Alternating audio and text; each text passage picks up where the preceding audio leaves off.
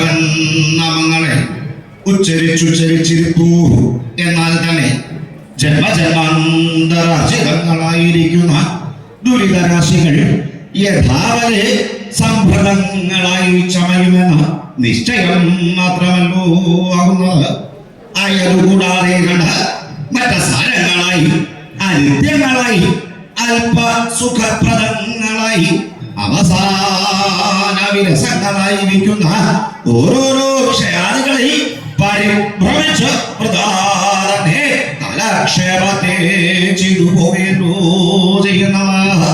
അയാൾ ഈ മനുഷ്യർക്ക് എത്ര കഷ്ടം. മനുഷ്യജന്മം എഴുതായിട്ട് ലഭിക്കുന്ന ഒരു വസ്തുവാകുന്നത്. അയാളൊക്കെയും കൊള്ളാം. സുഹൃത ദുഷ്കൃതങ്ങൾ തുല്യങ്ങളായിരിക്കുന്ന സമയത്തിങ്കലേ മനുഷ്യജന്മം ലഭിപ്പോ. എന്നിരിക്കുന്ന ജന്മത്തെ ദൈവഹത്യ ലഭിച്ച സമയത്തിങ്കൽ വ്യർത്ഥമാക്കി കളയാതെ കണ്ട് ഈശ്വരനെ സേവിച്ച് പാപനിവൃത്തി വരുത്തി പരമപുരുഷാർത്ഥമാകുന്ന മോക്ഷത്തെ സാധിച്ചു കൊള്ളണം. ആയതിനു വേണം എല്ലാ ജനങ്ങളും എല്ലാ സമയത്തിലും പ്രയത്നം ചെയ്തുകൊള്ളൂ. ആയതേ ഇവിടെ ജന്മസാഫല്യ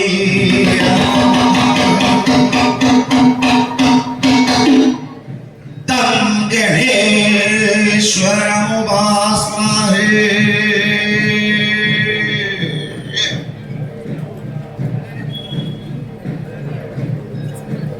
എന്താണ് പറയുന്നത്? എന്താണ് പറയുന്നത്? കേട്ടില്ല? അവർക്ക് പറയൂ. തം ഗണേശ്വരമുപാസ്മഹേ. അങ്ങനെയാ പറഞ്ഞത്.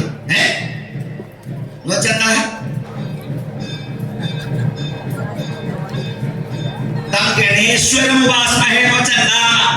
ആ ഗണേശ്വരനെ ഞാൻ ഉപാസിക്കണോ? അതെന്താണോ അങ്ങനെ ഒരു ഉപാസന? ഗണേശ്വരനെ ഉപാസിക്കാൻ ഉപാസനയ്ക്ക് ഉണ്ടോ? പതിവുണ്ടോ? ഉപാസന ഉള്ളവരൊക്കെ ഉണ്ടോ അവിടെ? ഉണ്ടെന്ന് തോന്നുന്നു. ചിലരൊക്കെ ഉണ്ടാവുക. എന്തായി ഉപാസന എന്ന് പറഞ്ഞാൽ?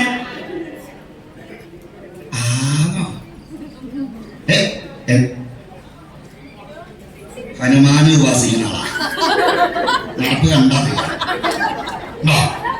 ഓരോരുത്തരെ കണ്ടത് ആരെ ഉപാസിക്കും. അല്ല, ഈ ഉപാസന എന്ന് പറഞ്ഞാൽ എന്താ? ഉപാസനയ്ക്ക് ഉണ്ടോ? അപ്പൊ ശീലമുണ്ടോ? അതൊന്നും ഇല്ലടോ. അല്ല, ഉപാസന എന്ന് പറഞ്ഞാൽ നമ്മള് ഈ അസ്മാദികൾക്ക് മാത്രം പറഞ്ഞിട്ടുള്ള ഏർപ്പാടാ.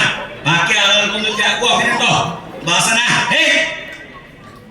ഉപാസന കൊണ്ട് എന്താ ഗുണം ഉണ്ടാവുക? എന്താ ഈ ഉപാസന? എന്താ നിശ്ചയുണ്ടോ? ഉപാസന എന്താണെന്ന് അറിയാൻ പാടില്ലെങ്കിലും ഇങ്ങനെ വന്ന് ഇങ്ങനെ ഇരിപ്പുണ്ടല്ലേ. ഉപാസന കൊണ്ട് എന്താ ഗുണം എന്ന് ചോദിച്ചു കഴിഞ്ഞാൽ അതിനെ പറ്റിട്ട് വല്ല നിശ്ചയുണ്ടാവുമോ? ഇന്നത്തെ കാലത്ത് ഇതൊന്നും ചോദിച്ചിട്ടൊരു കാര്യമില്ല. കാണാൻ പറ്റില്ല. ഉണ്ണിമാങ്ങ കണ്ണിമാങ്ങ പീക്കിരി വാങ്ങ പരുവത്തിലതൊക്കെയാണ് മുമ്പിൽ വന്നിരിക്കുന്നത്. ഇന്നത്തെ കാലത്ത് ഇതിനോട് ഉപാസന ഇത്യാദി കാര്യങ്ങളെ കുറിച്ച് ചോദിച്ചാൽ പറഞ്ഞു തരാൻ എന്തെങ്കിലും ഓരോ കാര്യമില്ല.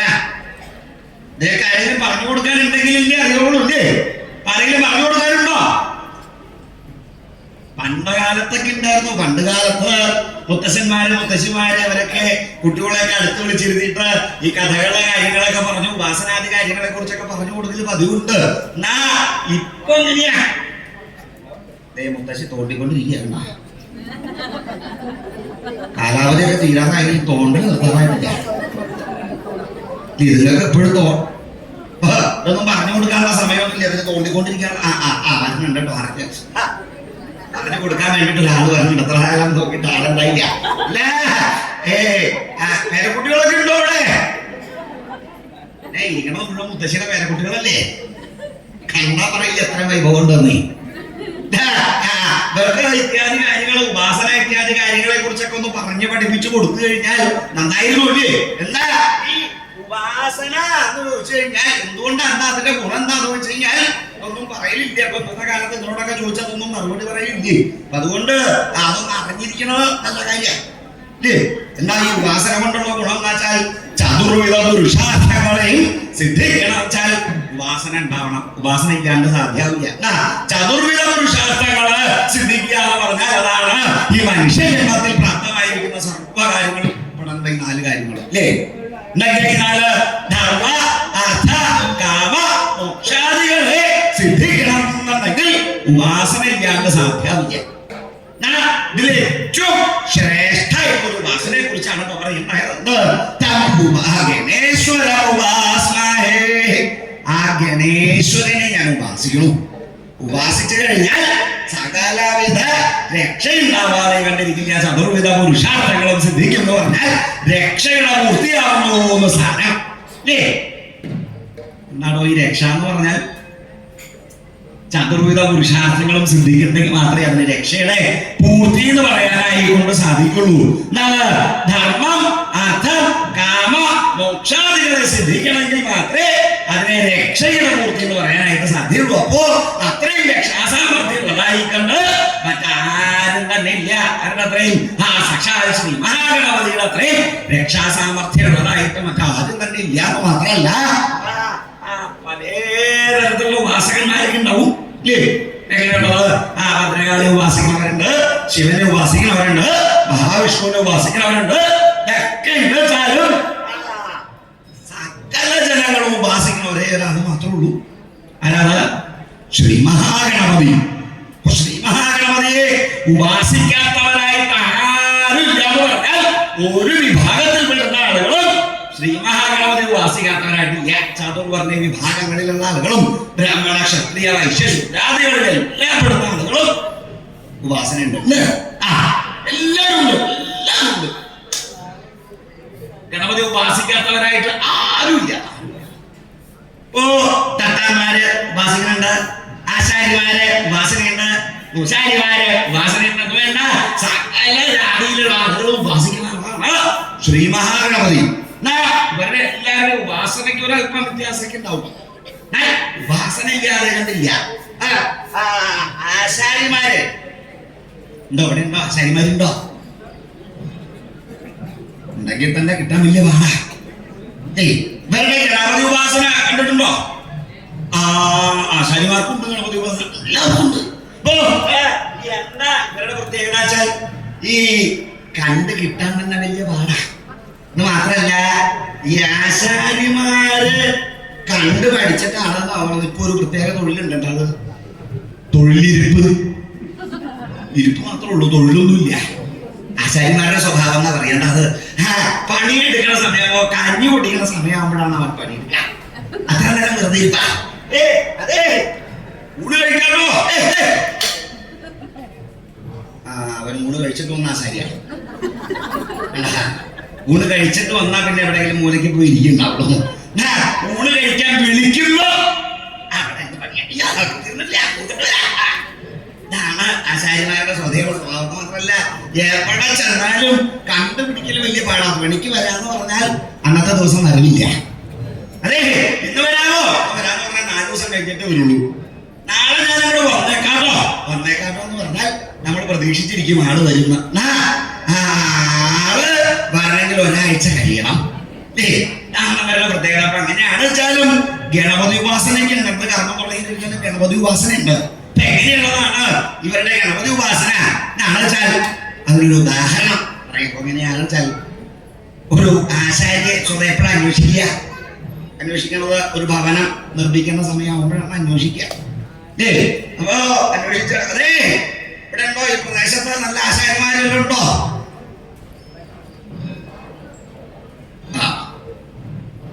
ആശാരിയാണോ? അത്യാവശ്യം നല്ല ആശാരിയാണോ പറഞ്ഞത്?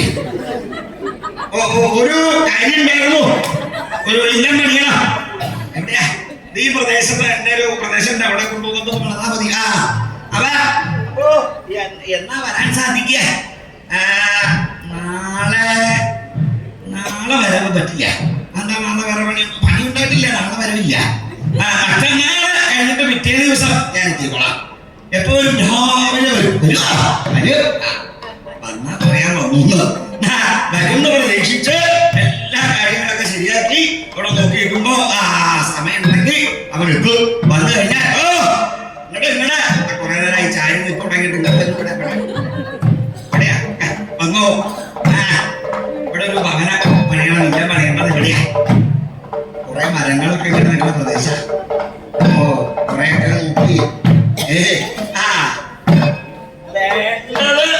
വെട്ടിയെടുത്തോളൂ. വേണ്ടാത്തതൊക്കെ വെട്ടിക്കളയാ. നിലവിളക്ക് കൊടുത്ത് വെക്കുക. ഒരു ട്യൂഷനില്ല. അതുപോലെ തന്നെ അവലെ മരല ശർക്കര ഇത്യാദി കാര്യങ്ങളൊക്കെ അവധിക്ക് വെക്കാനുള്ള കാര്യങ്ങളൊക്കെ വെച്ചു. ഓരോ മരങ്ങൾ ഇങ്ങനെ നോക്കി ഏതൊക്കെയാ വെട്ടണ്ടാന്ന് നിശ്ചയിക്കാം. അതൊക്കെ ഇനി വെട്ടേണ്ട കാര്യമുണ്ടോ? അതൊക്കെ ഏതാണ്ട് കടപുഴുകാനായിട്ടുള്ള സമയമായി. ഇപ്പൊ അതൊക്കെ വെട്ടേണ്ട കാര്യമുണ്ടെന്ന് എനിക്ക് തോന്നണ്ടേ? സമയമുണ്ടെന്ന് പറഞ്ഞോളേ. എന്നാലും ആവശ്യമുള്ളതൊക്കെ വെട്ടിയെടുക്കാവോ, വേണ്ടാത്തതൊക്കെ അവിടെ നിർത്താം. ഇതിനൊക്കെ വെട്ടേണ്ട കാര്യമുണ്ടോ? അതൊക്കെ ഇങ്ങനെ വളർന്നു വന്ന് ഉറങ്ങണോളൂ. അതൊക്കെ ഇങ്ങോട്ട് വളരട്ടെ, നന്നായിട്ട് വളരട്ടെ. സമയമാവുമ്പോ നല്ലൊരു കാറ്റടിച്ചാൽ മതി എന്ന് തോന്നുന്നു. പിന്നെ കാര്യമായിട്ട് വെട്ടേണ്ടൊന്നും വരില്ല. കാറ്റടിച്ചാൽ തന്നെ വീടുകളുണ്ട്. നല്ല കാണുമ്പോ നല്ല മണ്ണുണ്ട്, വലിപ്പമുണ്ട്, നീളമൊക്കെ ഉണ്ട്. ഉള്ളു കൊള്ളേ.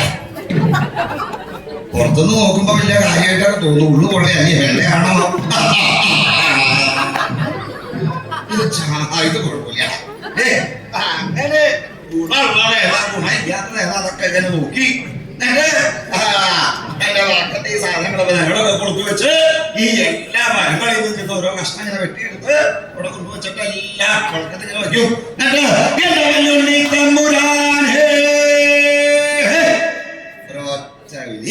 ഇതാണ് ആശാരിയുടെ ഗണപതി ഉപാസന. എല്ലാവർക്കും ഉണ്ട് ഗണപതി ഉപാസന. തട്ടാന്റെ ഗണപതി ഉപാസന തട്ടാനും മുട്ടാനുമായിട്ടുള്ള സാധനം ഉണ്ടാവും. അത് രണ്ടും ഇങ്ങനെ എടുത്ത് വയ്ക്കും. വിളക്കൊക്കെ കൊടുത്തു വെച്ചിട്ട് എന്റെ വല്ലുണ്ണി തമ്പുരാനേന്ന് വിളിക്കുക. തട്ടണല്ലേ തട്ടും, കൊട്ടനെ കൊണ്ടുവരും. അത്രേ ഉള്ളൂ. എല്ലാവരുടെയും ഗണപതി ഉപാസന ഉണ്ട്. ഓരോ പ്രത്യേകത ഉണ്ട്. ഗണപതി ഉപാസിക്കാത്തവരായിട്ട് ആരുമില്ല. ഉപാസിച്ചാലുള്ള ഗുണം എന്താണെന്ന് വെച്ചാൽ ചതുർവിധ പുരുഷാർത്ഥങ്ങളും സിദ്ധിക്കും. ഇങ്ങനെ പറഞ്ഞു വെച്ചാലും അത് അത്രയ്ക്ക് ഞങ്ങളുടെ ബോധ്യം എങ്ങനെ ചതുർവിധ പുരുഷാർത്ഥങ്ങളും എങ്ങനെയാ ഉപാസന കൊണ്ട് സിദ്ധിയാവണത്. വേണ്ട രീതിയിൽ ഉപാസിച്ചാൽ ധാർമ്മികമായിട്ടുള്ള ഒരു ജീവിതം ലഭ്യമാവും. അർത്ഥം എന്ന് പറഞ്ഞാൽ എന്താ?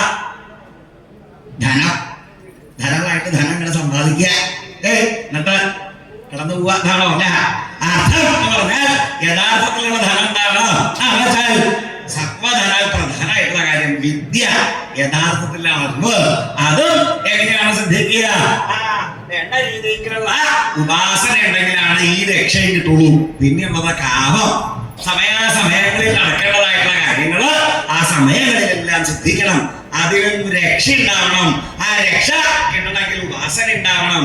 പിന്നെയുള്ളത് മോക്ഷം. എന്താ ഈ മോക്ഷം എന്ന് പറഞ്ഞാൽ? മോക്ഷം എന്താന്ന് വെച്ചപ്പോ ഇങ്ങനെ ആലോചിച്ചിരിക്കുക. എന്താ മോക്ഷം? അങ്ങനെ സിദ്ധി കൂടി പോയ മോക്ഷായില്ല. പിന്നെയോ പ്രപഞ്ചത്തിൽ നിന്ന് രക്ഷപ്പെടാ എന്ന് പറഞ്ഞാൽ ഈ ചക്രത്തിൽ നിന്ന്, ജനന മരണ സാഗരത്തിൽ നിന്ന് രക്ഷപ്പെട്ട് പ്രപഞ്ചത്തിൽ ലയിച്ചു അല്ലെങ്കിൽ ഭഗവത് പാതാരവിന്ദങ്ങളിൽ ലയിച്ചു ചേർന്നെങ്കിൽ മാത്രമേ അതിന് മോക്ഷപ്രാപ്തി എന്ന് പറയാൻ കൈകൊണ്ട് സാധ്യമുള്ളൂ. അപ്പോ ഈ നാല് കാര്യങ്ങളും സിദ്ധിക്കും ഉപാസന വേണ്ടവണ്ണുണ്ടെങ്കിൽ. ശ്രീ മഹാഗണപതിയെ ഉപാസിച്ചാലോ അതിന്റെ ഫലം അപ്പൊ തന്നെ ലഭ്യവും. ഉപാസിച്ചില്ലെങ്കിലോ അപ്പൊ തന്നെ അറിയാം. മറ്റാരും അങ്ങനെ. അപ്പൊ മഹാവിഷ്ണു വേണമെങ്കിൽ ഉപാസിച്ചാൽ മതി, ഉപാസിച്ചില്ലാച്ചാൽ ഒരു കുഴപ്പമില്ല. പരമേശ്വരൻ ഉപാസിച്ചാൽ മതി, വേണമെങ്കിൽ മതി, ഇല്ലെങ്കിലോ ഒരു തെറ്റില്ല. ശ്രീ മഹാഗണപതി അങ്ങനെയല്ല. ഉപാസിച്ചാൽ അനുഗ്രഹം അപ്പൊ തന്നെ കിട്ടിയെങ്കിലും ഉപാസിച്ചില്ലെങ്കിലോ ഉപാസിച്ചില്ലാച്ചാലും അപ്പൊ തന്നെ അതിന്റെ അനുഭവം ഉണ്ടാവും. ഒരു കർമ്മത്തിന് ഇറങ്ങുന്ന സമയത്ത് ശ്രീ മഹാഗണപതിയെ ഉപാസിക്കാതെ കണ്ടാണ് പുറപ്പെടുന്ന വെച്ചാൽ അപ്പോ തന്നെ അതിന്റെ അനുഭവം ഉണ്ടാവും എന്നുള്ള കാര്യത്തിന് യാതൊരു സംശയമില്ല. അത്തരത്തിൽ കാര്യം ഉണ്ടായിട്ടുണ്ട്. വേണ്ടവണ്ണം ഉപാസിച്ചില്ലെങ്കിൽ ഉണ്ടാവുന്നതായിട്ടുള്ള ദോഷം എന്താണെന്ന് വെച്ചാൽ അങ്ങനെ ഒരു സംഭവം ഉണ്ടായിട്ടുണ്ട്. ആകെ ഉണ്ടായത് എന്താണെന്ന് വെച്ചാൽ ഒരു കുലാലയാണ് ഉണ്ടായിട്ടുള്ളത്. കുലാലബ്രാഹ്മണൻ. കേട്ടിട്ടുണ്ടോ കുലാലബ്രാഹ്മണൻ എന്ന്? ധാരാ പോയി കുലാലബ്രാഹ്മണൻ. കുലാലബ്രാഹ്മണൻ ആരാ? കൊശവൻ. ഏതാ ഈ കൊശവൻ? കുശവൻ അങ്ങോട്ട് വിളിച്ചാൽ ചിലപ്പോ ഇഷ്ടാവില്ല. കുശവൻ കുലാലബ്രാഹ്മണനാ. കുശവൻ എന്നുള്ള പേര് എങ്ങനെ ഉണ്ടായിരുന്നത്?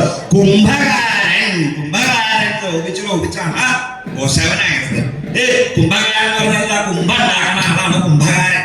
അപ്പൊ കുംഭകാരൻ ലോപിച്ചിട്ടാണ് കുശവൻ മാറിയത്. ആ കുംഭകാരൻ കുലാലബ്രാഹ്മണൻ ഒരു ദിവസം സാധാരണഗതിയിൽ ഇദ്ദേഹത്തിന്റെ പ്രവൃത്തി എങ്ങനെയാ വെച്ചാൽ രാവിലെ തന്നെ ആ കച്ചവടത്തിനായിട്ട് ഇറങ്ങും. ഉച്ച കഴിഞ്ഞാൽ പിറ്റേ ദിവസം കച്ചവടത്തിനുള്ള സാധനം ഉണ്ടാക്കി വെക്കലാണ് പതിവ്. അപ്പൊ സാധാരണഗതിയിൽ എങ്ങനെയാ വെച്ചാൽ രാവിലെ പ്രാർത്ഥനാദി കാര്യങ്ങളെല്ലാം ഉപാസനാദി കാര്യങ്ങളെല്ലാം കഴിഞ്ഞ് പാത്രങ്ങളെല്ലാം ഒരു കൊട്ടയിൽ വാരി വെച്ച് നേരെ തലയിൽ ചോന്ന് എല്ലാ സ്ഥലങ്ങളിലും പോയി വിൽക്കുന്ന പതിവ്. എല്ലാ ദിവസം അങ്ങനെയാണ് പതിവ്. എന്നാൽ ഒരു ദിവസം ആ ഈ കുലാലബ്രാഹ്മണൻ പുറത്തേക്ക് ഇറങ്ങാനായിട്ട് തുടങ്ങിയപ്പോ സത്യത്തിൽ അന്ന് ഗണപതിയെ ഉപാസിക്കാൻ മറന്നുപോയി. എല്ലാ ദിവസമുള്ള പതിവല്ലേ, ഇപ്പൊ ഒരു ദിവസം മറക്കാൻ കഴിയുണ്ടോ? ഉണ്ടാവും, ചില സമയത്തൊക്കെ അങ്ങനെ ഉണ്ടാവും. വീട്ടിലെ ഒരു മൂദേവി ഉണ്ട്,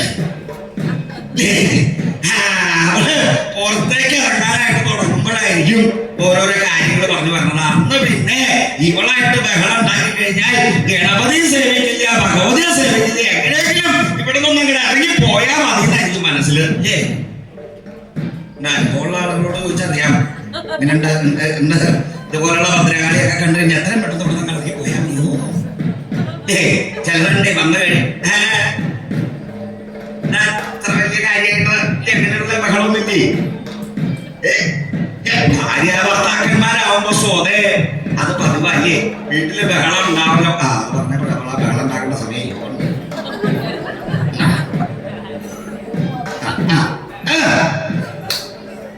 ബഹളമില്ലാത്ത കുടുംബങ്ങളിൽ എല്ലാ വീട്ടിലും പൊതുവെ അങ്ങനെ ഭാര്യയും ഭർത്താവും ആവുമ്പോ തമ്മിൽ തന്നെ ഉണ്ടാവും. സാധാരണഗതികൾ കല്യാണം കഴിക്കുന്ന കുറച്ചു കാലത്തേക്കാണ് നാട്ടുകാരെ ബഹളം കേൾക്കാത്തുള്ളൂ. ആദ്യത്തെ കുറച്ചു കാലം ഭാര്യ പറയണ മുഴുവൻ ഭർത്താവ് കേൾക്കും, പിന്നെയുള്ള കുറച്ചു കാലം ഭർത്താവ് പറയണ മുഴുവൻ ഭാര്യ കേൾക്കും. പിന്നെ ഇവർ രണ്ടുപേരും പറയണത് നാട്ടുകാരെ കേൾക്കലാണ് പതിവ് അല്ലേ?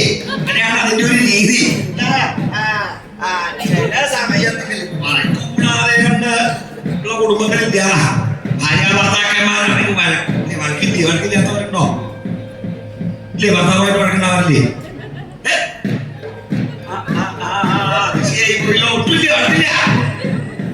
എന്നാ ഭർത്താവിനോടൊന്ന് സൂക്ഷിക്കാൻ പറയണം. എന്താത് വഴക്കൊന്നുമില്ലെങ്കിൽ ഇവളൊക്കെ എപ്പോഴാ ഒരു കഷായം കലക്കി കൊടുക്കാന്ന് പറയാൻ പറ്റില്ല. വഴക്കൊക്കെ ഉണ്ടെങ്കിൽ അവള് ഭദ്രകാളി തുള്ളിയൊക്കെ പൊക്കോളൂ. വഴക്കൊന്നും ഇല്ലെങ്കിൽ ചിരിച്ച് കളിച്ച് വന്ന കഷായൊക്കെ കലക്കി തന്നു കഴിഞ്ഞാൽ തീർന്നില്ലേ? ഇപ്പോഴത്തെ ഒരു ഏർപ്പാട് അങ്ങനെ ആയതുകൊണ്ടാ കുലാലിനും ഇങ്ങനെ വഴക്കുണ്ടായില്ല. വഴക്കുണ്ടായി മാത്രമല്ല, അന്ന് വീട്ടിൽ നിന്ന് പോകാൻ പുറപ്പെട്ട ഗണപതിയെ ഉപാസിക്കാനൊക്കെ അങ്ങോട്ട് മറന്നുപോയി. അങ്ങനെ മറന്നു പോയിട്ട് ഇതെല്ലാം പറക്കി കോട്ടയിൽ വെച്ച് എത്രയും പെട്ടെന്ന് ഇവിടെ ഇറങ്ങി പോയാൽ മതി തിരിച്ചാ പോണത്. അങ്ങനെ തന്നെ കോട്ടയിൽ താങ്ങി നേരെ എങ്ങനെ പോകണേ അവിടെ എവിടെയെങ്കിലും ഇറക്കി വെക്ക് നോക്കട്ടെ. അവിടെ അവിടെ നോക്കട്ടെ. അച്ഛൻ കഴിഞ്ഞിട്ട് അങ്ങനെ നോക്കുക. മാത്രമല്ല എല്ലാം ഇങ്ങനെ അഴിച്ച് നിരത്തി കാണിക്കണം, എന്നാലാണല്ലോ ആളുകൾ മേടിക്കുള്ളൂ. അഴിച്ചിങ്ങനെ നിരത്തി വെച്ച് കഴിയുമ്പോഴാണ് ഓരോരുത്തർ വന്ന് ഇങ്ങനെ വിമർശനം ഇങ്ങനെ നോക്കലൊക്കെ ഉണ്ട്. ഇത് ഈ നാട്ടിലുള്ളതല്ലാണെന്നുള്ളത് തോന്നുന്നത്. ഇത് പുറത്തുനിന്നുള്ളതാണോ? വല്ല മനസ്സിലാവുണ്ടോ? കുഴപ്പമില്ല, നീളത്തിലുള്ളതായ തന്നെ കുഴപ്പമില്ല. ഇങ്ങനെയുള്ള മാത്രമൊക്കെ ഉണ്ട്. എടോ ഇതിന് ഇച്ചിരി പഴക്കമുണ്ടോന്നൊരു സംശയം. പുതിയതാണെന്ന് പറഞ്ഞാൽ ചുവന്നോണ്ട് നടക്കണത് ഇത്ര പഴകിയ സാധനമൊക്കെയാ.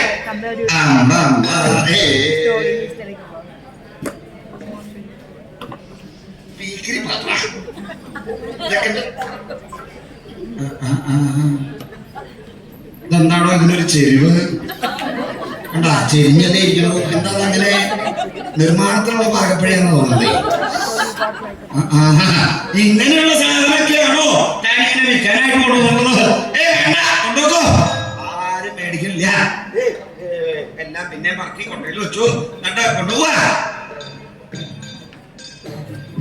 നോക്കിയിട്ട് കാര്യമില്ല, ഒന്നും ഗുണമുള്ളതല്ലേ. കൊറേ അങ്ങടെ ഇങ്ങടൊക്കെ മാറി മാറി നോക്കണ്ട, ഒന്നും ഗുണമുള്ളതുണ്ടോ? ഒന്നുമില്ല, എല്ലാം പിന്നെ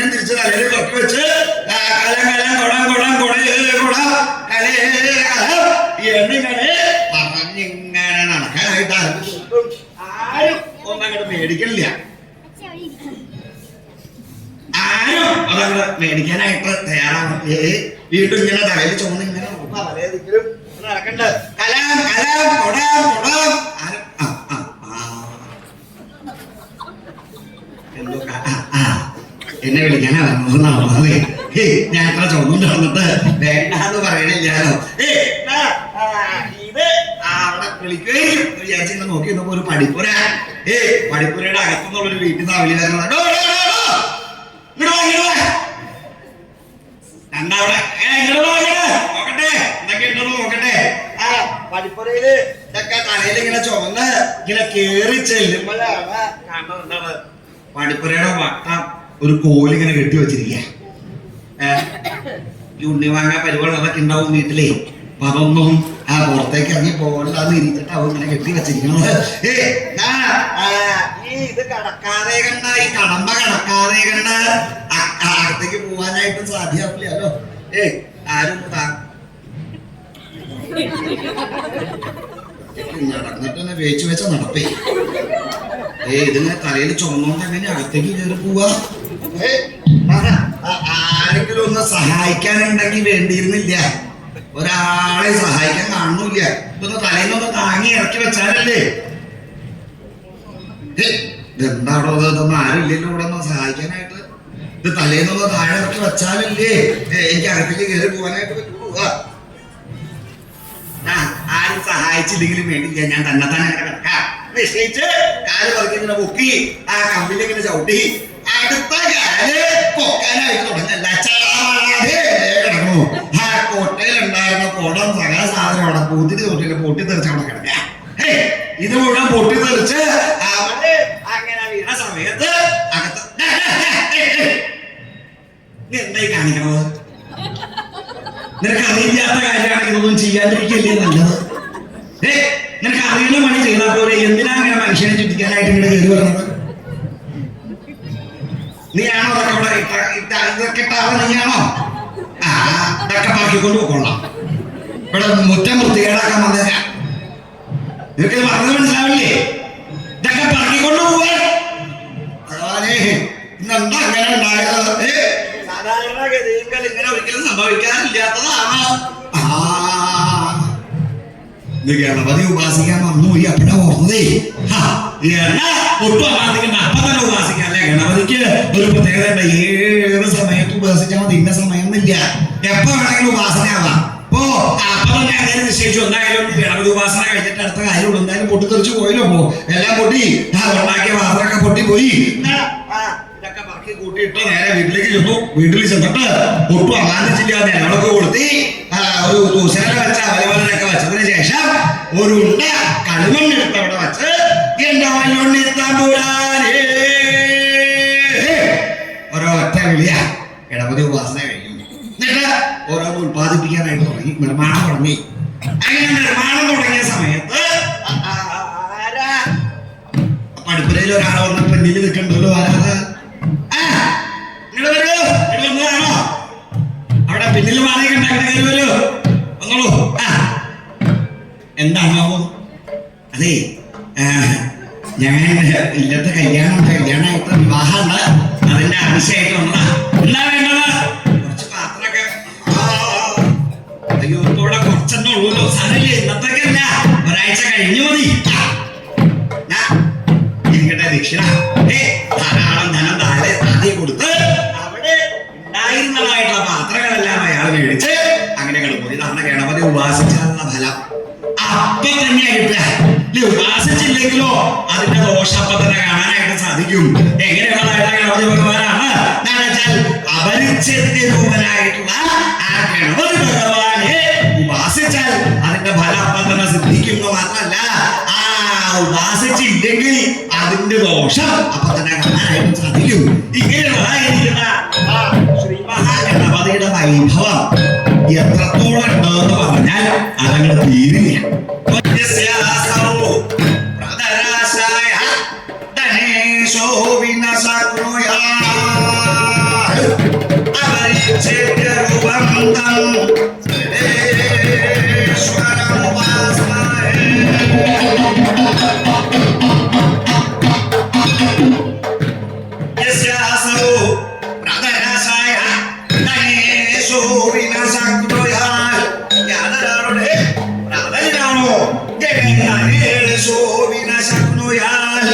ഗണേശനെ കൊണ്ടുപോലും സാധ്യമാകേണ്ടിരുന്നത് അപ്രകാരത്തേക്കുള്ള അപരിച്ഛേദ്യരൂപം അപരിച്ഛേദ്യരൂപനായിട്ടുള്ള അപരിച്ഛേദ്യരൂപൻ നമ്മളെ രൂപത്തിലാണോ പൂജിക്കുന്നത്?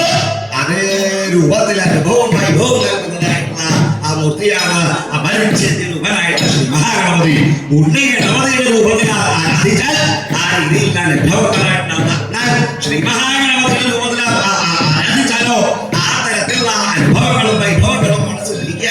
അങ്ങനെയുള്ളതായിരിക്കില്ല ആ ശ്രീ മഹാഗണപതിയുടെ ഒരു കഥയുണ്ട്. എങ്ങനെയുള്ളതാണ്? ഗണേശനെ കൊണ്ടുപോലും സാധ്യയില്ല.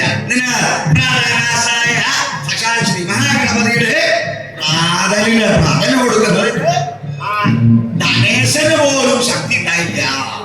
ആരാ ധനേശൻ? ധനേശൻ ഉണ്ടോ? ആരാ ഈ ധനേശൻ?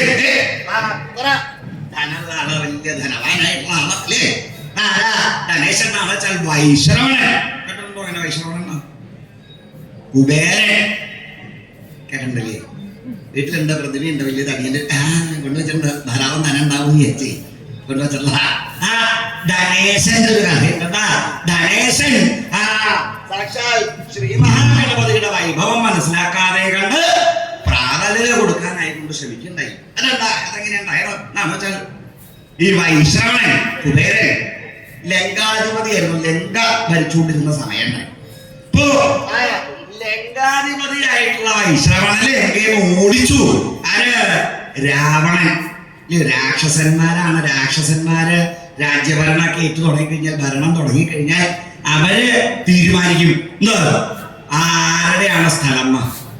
അപ്പൊ ലങ്ക കണ്ടപ്പോ രാവണ തീരുമാനിച്ചു ഈ ലങ്ക എന്റെയാണ്, ഇനി ഇത് തന്നെയല്ല. അങ്ങനെ അവര് നോക്കും.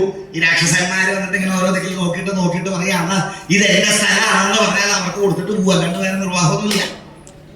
അവരെ മേടിച്ചെടുക്കും. അതിനുള്ള ശക്തിയൊക്കെ ഉണ്ട് ഈ രാക്ഷസന്മാർക്ക്. അപ്പൊ രാക്ഷസന്മാർക്ക് വേറൊരു പ്രത്യേകത കൂടി ഉണ്ടെന്നത്, ഈ രാക്ഷസന്മാര് ഒരാൾ ജനിച്ച് 3.5 നാഴിക കഴിയുമ്പോഴത്തേക്കും ആള് വലുതാവും. വലുതായി കഴിഞ്ഞാൽ അപ്പൊ തന്നെ വിവാഹം കഴിക്കും. വിവാഹം കഴിച്ചാൽ അപ്പൊ തന്നെ പ്രസവം. 3.5 നാഴിക മതി പ്രസവം ഉണ്ടാവാൻ. 3.5 നാഴിക പ്രസവിച്ചു കഴിഞ്ഞാൽ അപ്പൊ തന്നെ ആള് വലുതാവും. വലുതായി കഴിഞ്ഞാൽ പിന്നെ വിവാഹം കഴിക്കും. വിവാഹം കഴിഞ്ഞാൽ അപ്പൊ തന്നെ പ്രസവം. ഇതാണ് രാക്ഷസന്മാരുടെ പ്രതി. ഇങ്ങനെ ലോകം മുഴുവൻ അങ്ങനെ നടക്കേണ്ട. അങ്ങനെ ലോകം മുഴുവൻ നിറച്ച് ഈ ലോകം മുഴുവൻ നമ്മൾ മതി എന്നുള്ളൊരു ധാരണയിലാണ് രാക്ഷസന്മാരിങ്ങനെ പോകുന്നത്. ഇപ്പോ ആ രാക്ഷസാധിപതിയായിട്ട് രാവണൻ കഴിയണ സമയത്ത് രാവണൻ നിശ്ചയിച്ചു, ഇത് ലങ്ക എന്റെയാണ്, ഇനി ഇവിടെ ആർക്കും അവകാശമില്ല പറഞ്ഞപ്പോ ഓടുക, വടക്കോട്ട് ഓടിക്കോ, നേരെ ഓടിക്കോ, ഒന്ന് ഇവിടെ നിൽക്കണ്ട, ഓടിച്ചു. അങ്ങനെ കുബേരന്റെ സ്വത്ത് മുഴുവൻ തട്ടിയെടുത്ത് ഓടിച്ചു. ഇങ്ങട് കൈലാസത്തിൽ ചെന്നു കുബേരൻ. ഓടി സാക്ഷാൽ ശ്രീ പരമേശ്വരന് വന്നിട്ട് വിടവാൻ, അതെ ഞാൻ നിർദ്ധനായി എഴുതൊന്നുമില്ല, രാവണൻ എന്നെ ഓടിച്ചു എന്നിങ്ങനെ പറഞ്ഞപ്പോ ഭഗവാൻ ആലോചിച്ചു, രാവണനെ ഇപ്പോ സമയമായിട്ടില്ല. വൈശ്രവണ വിഷമിക്കണ്ട. വൈശ്രവണൻ ഇവിടെ കൈലാസത്തിന് സമീപം ഇവിടെ വടക്കു ഭാഗത്തായിട്ട് താമസിച്ചോളൂ. അളകാപുരി എന്ന് പറഞ്ഞൊരു നഗരം കൊടുത്തു, അവിടെ പോയി താമസിച്ചോളൂ എന്നിങ്ങനെ പറഞ്ഞ് ഭഗവാന്റെ അനുഗ്രഹങ്ങളും വൈഭവങ്ങളും ഇതുകൊണ്ട് വീണ്ടും ധനേശനായിട്ട് ഉറപ്പിച്ചു. മാത്രമല്ല ഭഗവാന്റെ അനുഗ്രഹങ്ങൾ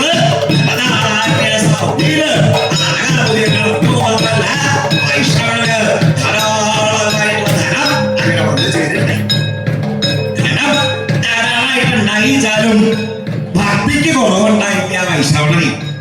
സ്വരേ ധനം കൂടുമ്പോ ഭക്തി ഇല്ലാണ്ടാവും. അങ്ങനെ ഉണ്ടോ വെച്ചാൽ അങ്ങനെ ഉണ്ടാവാറുണ്ട്. ധാരാളം ധനം വർദ്ധിച്ചു കഴിയുമ്പോ ഭഗവാനോടുള്ള പൂജയില്ല, സ്നേഹമില്ല, പ്രതിപത്തിയില്ല, ഒന്നുമില്ലാതെ ഉണ്ടാവും. ധനം വർദ്ധിക്കുമ്പോ അഹങ്കാരം വർദ്ധിക്കും.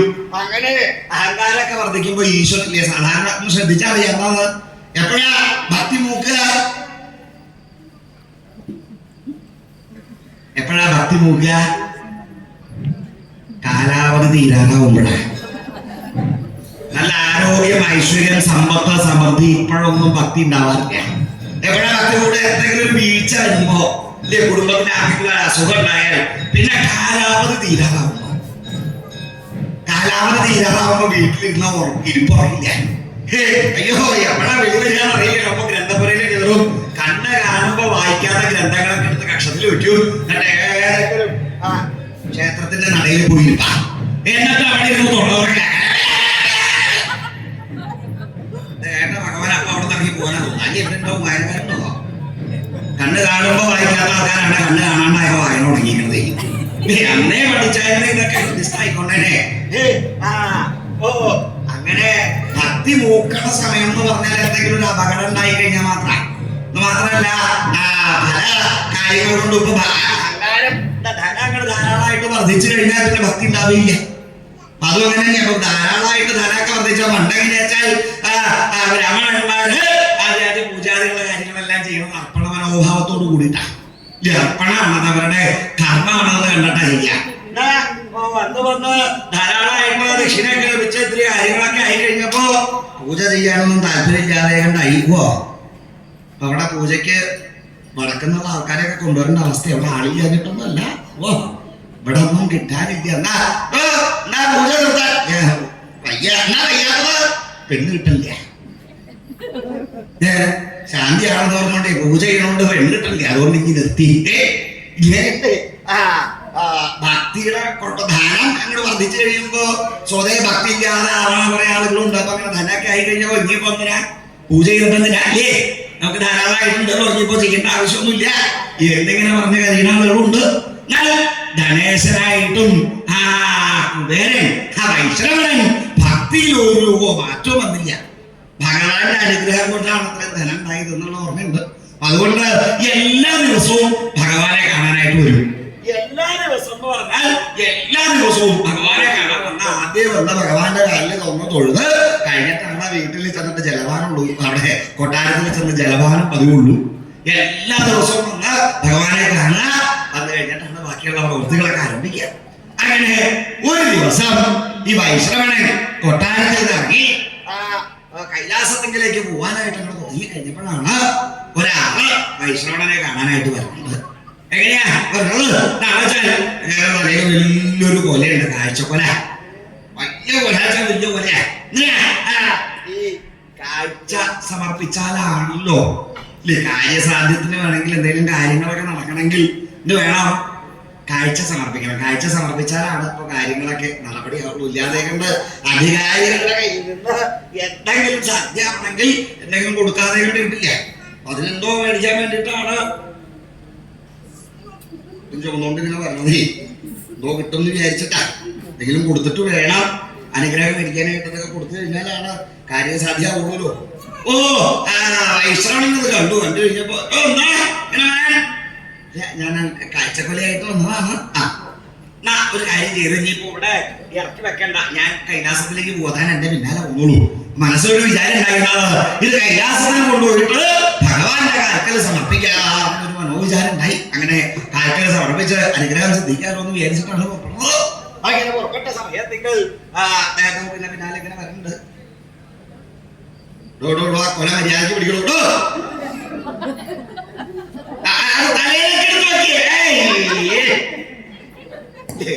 നല്ല കനാള കൊന്നെയാ. അതുകൊണ്ട് അതൊക്കെ കൊണ്ടു നടക്കാൻ വലിയ പാടാ. മതി മതി, എന്റെ സഹായം മതി. എവിടെ വെച്ചോളൂ, എവിടെ വെച്ചോളൂ, നീ ഞാൻ എടുത്തോളാം. കൈലാസത്തിന്റെ അടുത്തെത്തിയപ്പോ അവിടെ താഴെ വെപ്പിച്ചു. താഴെ നീ എന്തിനാ അവിടെ നിൽക്കുന്നത്? ഇപ്പൊ അവനെ കൊണ്ട് പോയി കഴിഞ്ഞാൽ അവനെ കിട്ടും അനുഗ്രഹം. ഞാനല്ലേ കൊണ്ടുവന്നത്, ഞാൻ കൊണ്ടുവന്നതാണെന്ന് ഭഗവാൻ കരുതിയാ മതി.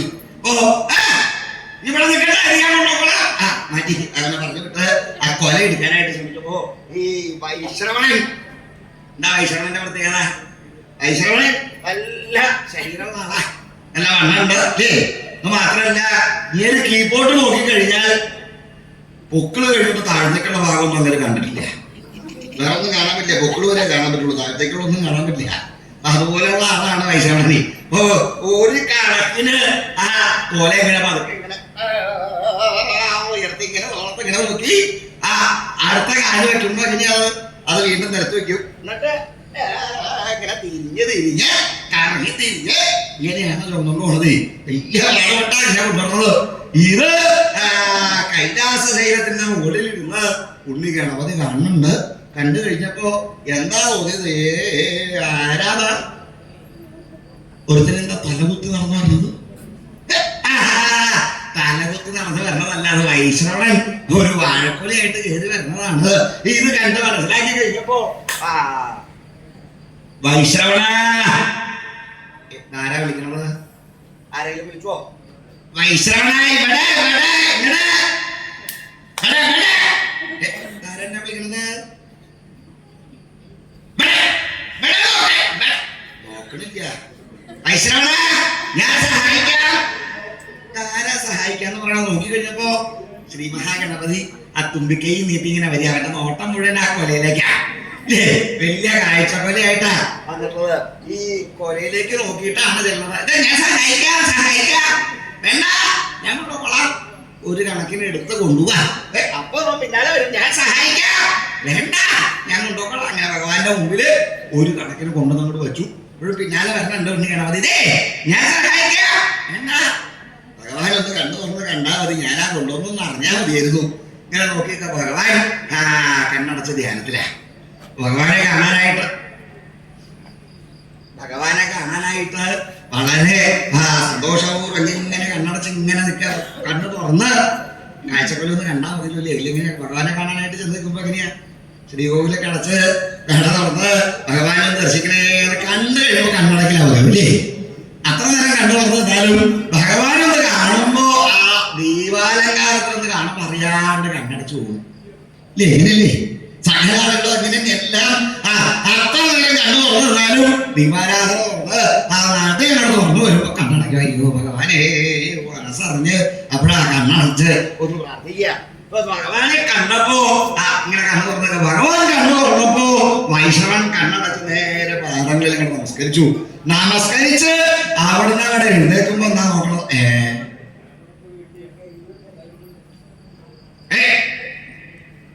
ആരാത് എടുത്തോണ്ട് പോയത്?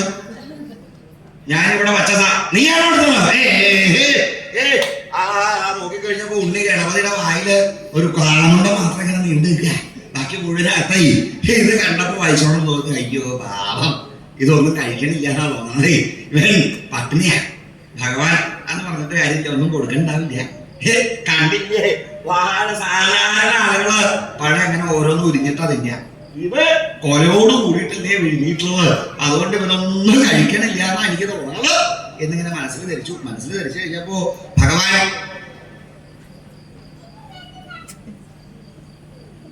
നീ ഇപ്പൊ എന്താ മനസ്സിൽ വിചാരിച്ചത്? എന്തോ മനസ്സിൽ വിചാരിച്ചല്ലോ അല്ലേ?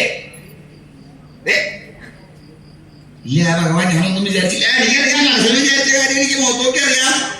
ഇപ്പൊ എന്താ വിചാരിച്ചത്? ഞാൻ അങ്ങനെയൊന്നും കരുതിയില്ല. ഉണ്ണി പട്ടിണിയാണ് പട്ടിണിയാണെന്നാ കരുതുന്നല്ലേ? അവനോട് തന്നെ ചോദിച്ചു നോക്കൂ, രാവിലെ എന്താ കഴിച്ചത്? കാര്യമായിട്ടൊന്നും കഴിച്ചില്ല അച്ഛാ.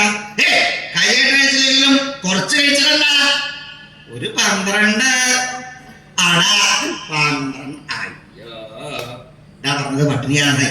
12 അട കഴിച്ചാലും എന്റെ വയറ്റിൽ എവിടെയെങ്കിലും എത്തുമോ? 12 എന്ന് ഉണ്ണി ഉദ്ദേശിച്ചിട്ടുണ്ടെങ്കിൽ അത് 12 എന്നല്ല, പിന്നെന്താ 12,000 12,000 അട കഴിച്ചാലാണോ വാഴക്കൊലകള്? അട മാത്രല്ല പിന്നെന്തൊക്കെ കഴിച്ചോ? അവരോട് ചോദിക്കൂ. ഉണ്ണി എന്തൊക്കെ കഴിച്ചു? കുറെ കൊട്ടത്തേങ്ങ, ശർക്കര, കൊറെയൊക്കെ കഴിച്ചിട്ടുണ്ട്. എന്നിട്ടാണോ വാഴക്കൊലകൾ എടുത്ത് കൊലയോട് കൂടിയിട്ട് വിഴുങ്ങിയത്? അയ്യോ ഇത് ആർത്തിയ ഭഗവാനാന്ന് പറഞ്ഞിട്ട് കാര്യമില്ല, മക്കൾക്ക് വല്ല കാര്യമായിട്ട് കൊടുക്കണം. ഇതിന് ഈ വയറ് നിറഞ്ഞിട്ടുണ്ടാവില്ല. ഇത്ര കാലമായിട്ട് ഇവൻ ഒരു ദിവസം കൊട്ടാരത്തിൽ കൊണ്ടുപോയിട്ട് വയറ് നിറച്ച ഭക്ഷണം കൊടുത്ത് മതിന്ന് വായിപ്പിച്ചാ മതിയായിരുന്നു. ഭക്ഷണം മാത്രം മതിയായി കഴിഞ്ഞാൽ പിന്നെ ആർക്കും കഴിക്കാൻ പറ്റില്ല അല്ലേ? എത്ര വലിയ ആസ്തിയുള്ള ആളുകളാണെങ്കിലും എല്ലാം 2 വേണം, എല്ലാം വേണം. കയ്യില് വള ഒരെണ്ണുള്ളൂ, 2 വേണമെന്നാ അല്ലേ? മാല 4 വേണമെന്നാ. എല്ലാത്തിനും എന്നാ വേണ്ടത്? ഭർത്താവ് ഒരെണ്ണുള്ളൂ, 2 വേണം. എല്ലാം രണ്ടെണ്ണം വേണമെന്നുള്ള ആർത്തി വർദ്ധിച്ചുകൊണ്ട് വരുന്നതേ. ഭക്ഷണത്തിന് എങ്ങനെയല്ല, ഭക്ഷണം കഴിച്ചു കഴിഞ്ഞാൽ വയറ് നിറഞ്ഞു കഴിഞ്ഞാൽ പിന്നെ ഒട്ടും ഇല്ല. അപ്പൊ ഇവര് വയറ് നിറച്ച് ഭക്ഷണം കൊടുത്ത് ഇവരൊന്ന് തൃപ്തനാക്കണം എന്നിങ്ങനെ മനസ്സിൽ വിചാരിച്ചു. മനസ്സിൽ വിചാരിച്ചതേ ഉള്ളൂ, പുറത്തേക്ക് പറയണ്ടായില്ല. അപ്പോ ഭഗവാൻ ചോദിച്ചു, വൈശ്രവണ ഇപ്പൊ എന്താ മനസ്സിൽ വിചാരിച്ചത്? എന്തോ മനസ്സിൽ വിചാരിച്ചല്ലോ? ഇല്ല, ഒന്നും വിചാരിച്ചില്ല. മനസ്സിൽ എന്തോ വിചാരിച്ചു? ഇല്ല, ഉണ്ണിക്ക് ഒരു ദിവസം അവിടെ കൊണ്ടുപോയിട്ട് കൊട്ടാരത്തിൽ കൊണ്ടുപോയിട്ട് വയറ് നിറച്ച് ഭക്ഷണം കൊടുക്കണം എന്നാ വിചാരിക്കണതേ. ഉണ്ണിക്ക് മാത്രോ? ഉണ്ണിക്ക് മാത്രല്ല, ഉണ്ണികൾക്ക്. വൈശ്രവണൻ കാര്യം ധാരാളം ധനം ഉണ്ടെങ്കിലും പിശിക്കിനൊരു കുറവില്ല, ആർക്കൊന്നും കൊടുക്കണ താല്പര്യമില്ല ആളല്ല. ഉണ്ണി ഗണപതിയുടെ കാര്യം മാത്രമേ മനസ്സിൽ വിചാരിക്കണ്ടായിരുന്നു. എന്നാലും ഭഗവാൻ ചോദിച്ചപ്പോ എങ്ങനെയാ പറയാ, ഉണ്ണികൾക്ക് മാത്രമാണ്. അവർക്കും കൊടുക്കാം, ബാക്കിയുള്ള ഉണ്ണികൾക്ക് രണ്ടെണ്ണം കൊടുക്കാം, വേദനക്ക് കൊടുക്കാം, ഉണ്ണികൾക്ക് എല്ലാത്തിനും കൊടുത്തോളാം. അല്ല, ഉണ്ണികൾക്ക് മാത്രോ? ഉണ്ണികൾക്ക് മാത്രമേ കണക്കാക്കിയിട്ടുള്ളൂ. അല്ല, ഉണ്ണികൾക്ക് മാത്രമല്ല, ഭഗവാനും കണക്കാക്കിയിട്ടുണ്ട്. അപ്പോ വൈഷ്ണവ ഞാനും ഉണ്ണികളും മാത്രം വന്നാ മതിയെന്നാ. അപ്പൊ പാർവതി ദേവിയെ കൊണ്ടുവരണ്ടേ? ഇല്ല ഭഗവാൻ അങ്ങനെയല്ല, പാർവതി ദേവിക്ക് കണക്കാക്കിയിട്ടുണ്ടെങ്കിൽ മതിട്ടോ വൈഷ്ണവന. വൈഷമ്യം എന്തെങ്കിലും ഉണ്ടെങ്കിൽ വേണ്ട, അങ്ങനെയല്ല ഭഗവാൻ കണക്കാക്കിയിട്ടുണ്ട്. പാർവതി ദേവിക്ക്, ഭഗവാന്, ഉണ്ണികൾക്ക്, അവർക്ക് എല്ലാവർക്കും ഒരു ദിവസത്തെ ഭക്ഷണം കൊടുക്കണം എന്നാണ് ഇരിക്കുന്നത്.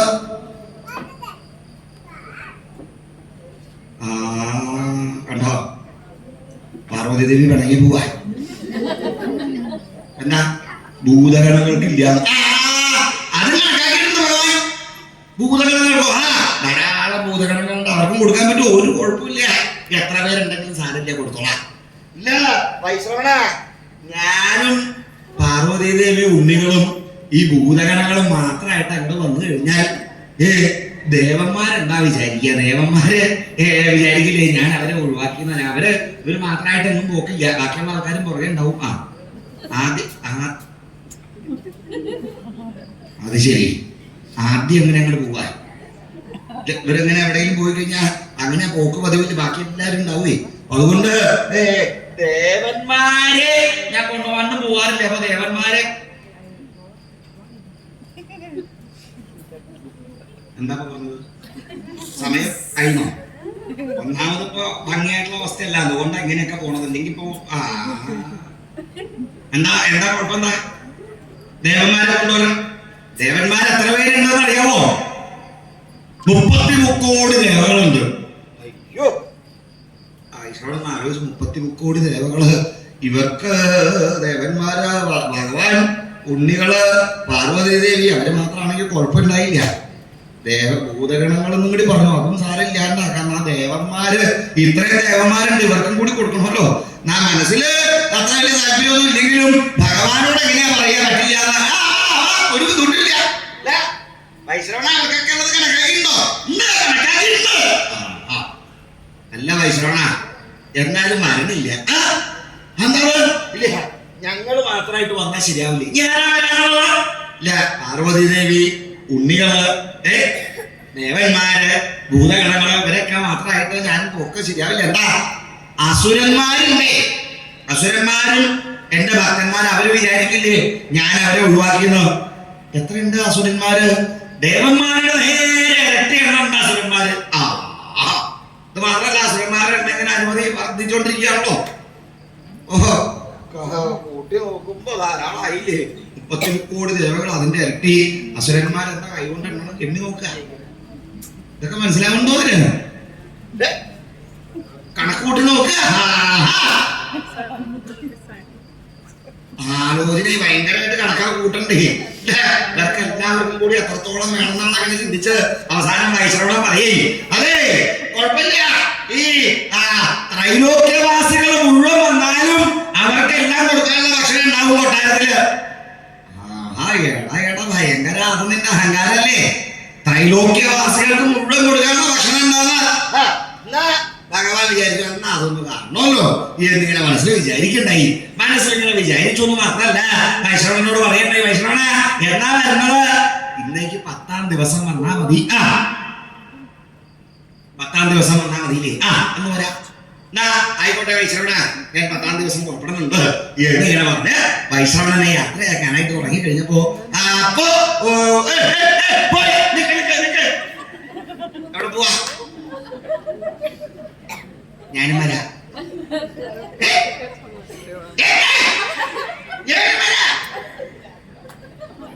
എനിക്ക് അന്തരാന്ന് പറഞ്ഞേ പോവാ, എനിക്ക് അന്തരാന്ന് പറഞ്ഞില്ല, ഞാനും വരാം. ഭഗവാന്റെ നേരെ നോക്കി വൈശ്രവണൻ, ഭഗവാൻ നിങ്ങൾ അവിടെ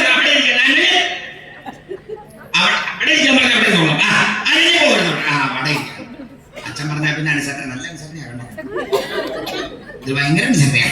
അച്ഛൻ പറഞ്ഞാൽ പിന്നെ അനുസരണ ഇല്ലാതെ കണ്ടില്ല, അവിടെ ഇരിക്കാൻ പറഞ്ഞാൽ അവിടെ ഇരിക്കും. ഒരു കണക്കിന് വൈശ്രവണൻ ഉണ്ണി ഗണപതിയുടെ അടുത്തുനിന്ന് രക്ഷപ്പെട്ടു.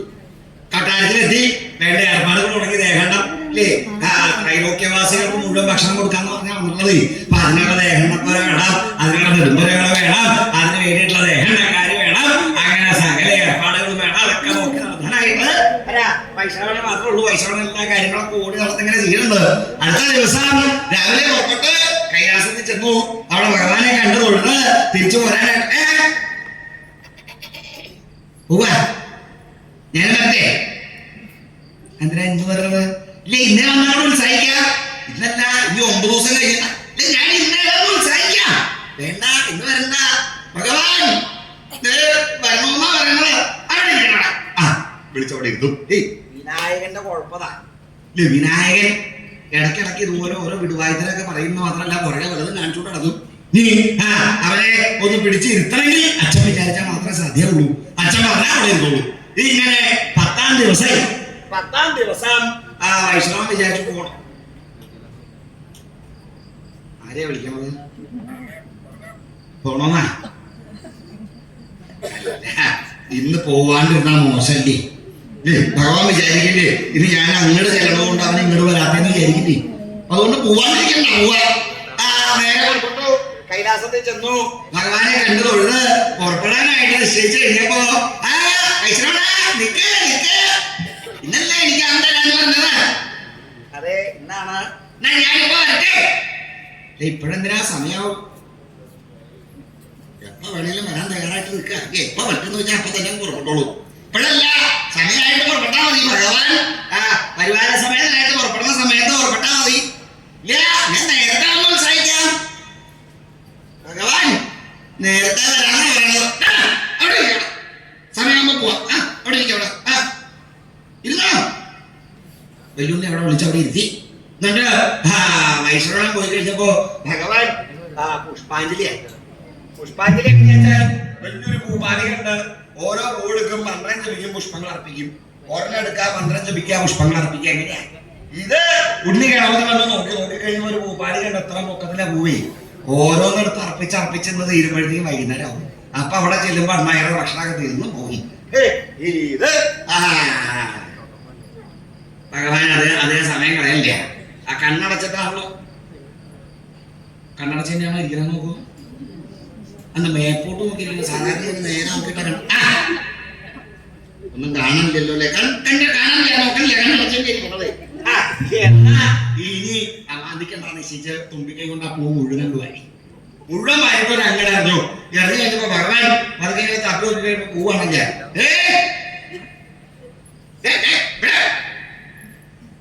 നീയാണോ പൂവെടുത്തത്? അല്ല, പൂജ തീർന്നു. പൂജ തീർന്നു ധാരാളം പൂവുണ്ട്, ബാക്കി ഉണ്ടായിരുന്നല്ലോ. പൂജ തീർന്നെങ്കിൽ മന്ത്രം തീർന്നില്ല. മന്ത്രം തീർന്നില്ലെങ്കിൽ പൂക്കൾ തീർന്നു. ധാരാളം പൂവുണ്ടായില്ലേ? ഞാൻ സമ്പൂർണ്ണ പുഷ്പാഞ്ജലി നടത്തി. എന്താ അങ്ങോട്ടാ തുടങ്ങിയത്? സമ്പൂർണ്ണ പുഷ്പാഞ്ജലി മുഴുവൻ കൂരിയിട്ടിട്ട് അങ്ങനെ എടുക്കാൻ തിരക്കുള്ള സ്ഥലങ്ങളിൽ ചെല്ലുമ്പോൾ അത് കാണാറ് പതിവ്. സമ്പൂർണ്ണ പുഷ്പാഞ്ജലി. തിരുമേനി പുഷ്പാഞ്ജലി എന്ന് പറഞ്ഞ അകത്തേക്ക് ചെല്ലുന്നതിന് മുമ്പ് പ്രസാദം എടുത്ത് കയ്യിലേക്ക് വെക്കുക. ഞാൻ പേരും താളൊന്നും കഴിച്ചിട്ടുണ്ട്, എല്ലാം കഴിച്ചിട്ടുണ്ട്.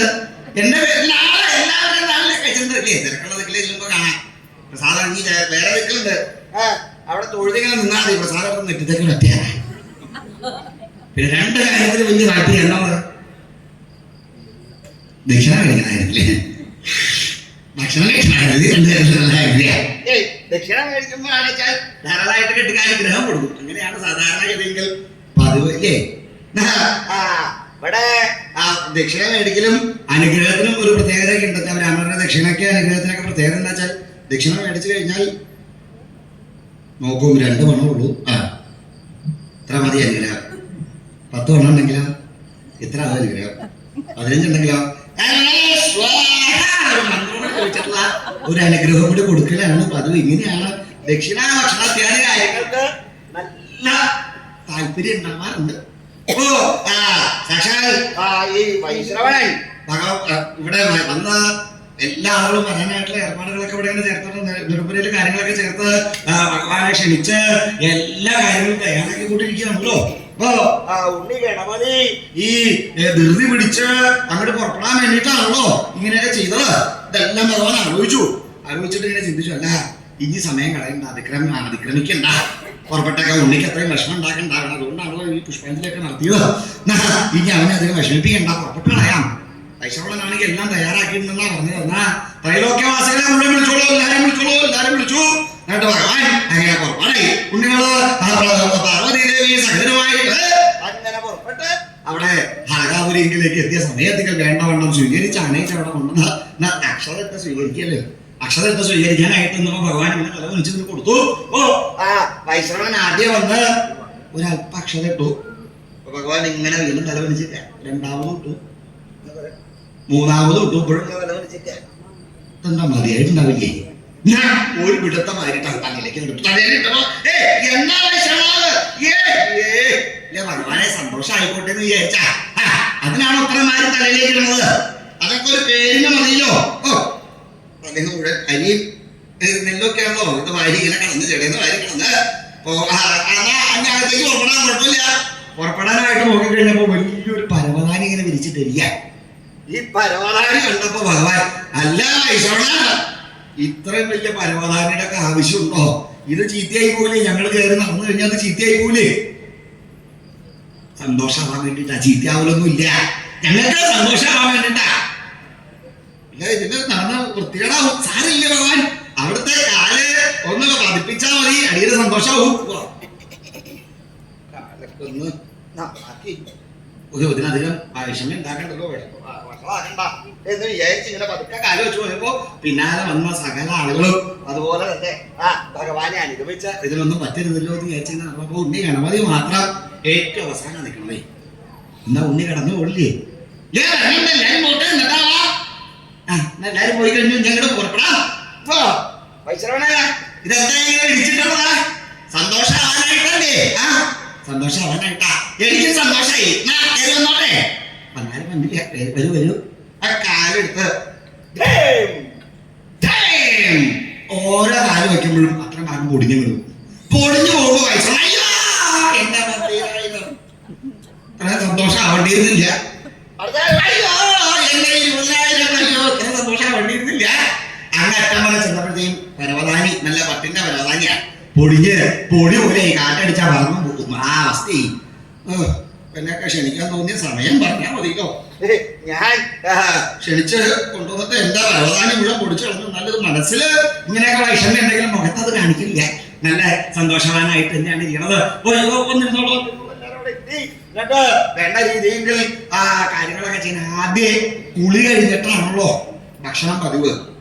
ഇവരെല്ലാരും പോയി കുളിച്ചോട്ടെ.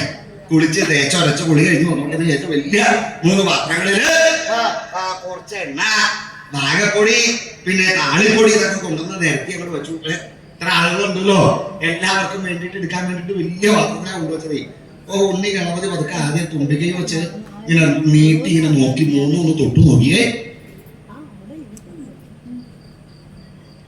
3 ഇവിടെ തന്നെ ഉണ്ട്. അങ്ങനെ അങ്ങനെ തുടഞ്ഞു നോക്കി കഴിഞ്ഞപ്പോ എന്താന്ന് മനസ്സിലായില്ല. 3 കൂട്ടി പിടിച്ച് ഉണ്ണി എന്താ കാണിച്ചത്? കഴിക്കാൻ വെച്ചതല്ലേ? കഴിക്കാൻ വെച്ചതല്ല, കുളിക്കാൻ വെച്ചതാ. തേച്ചൊരച്ച് കുളിക്കാൻ. അയ്യോ സാരമില്ല, അകത്ത് ഒന്ന് വൃത്തിയായിക്കോട്ടെ. എന്നാലും കഴിച്ചത് അകത്ത് നിന്നപ്പോ അകത്ത് വൃത്തിയായിക്കോളൂല്ലോ. അകത്തേക്ക് ചെന്ന് കഴിച്ച് കഴിഞ്ഞപ്പോ വൈശ്രവണൻ വന്ന് നോക്കിട്ട്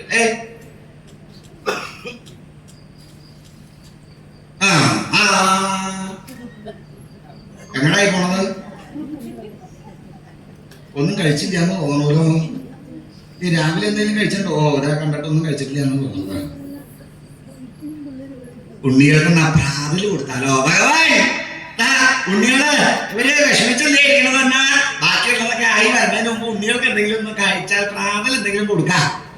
വേണോ വൈശ്രവണ? എല്ലാവരും കൂടി ഒരുമിച്ചായാ പോലെ. ഉണ്ണികളല്ലേ അവർക്ക് കൊടുത്തേക്കാം, അവരിങ്ങനെ വിഷമിക്കണ്ടല്ലോ. ആയിക്കോട്ടെ, വൈശ്രവണന്റെ ഇഷ്ടം.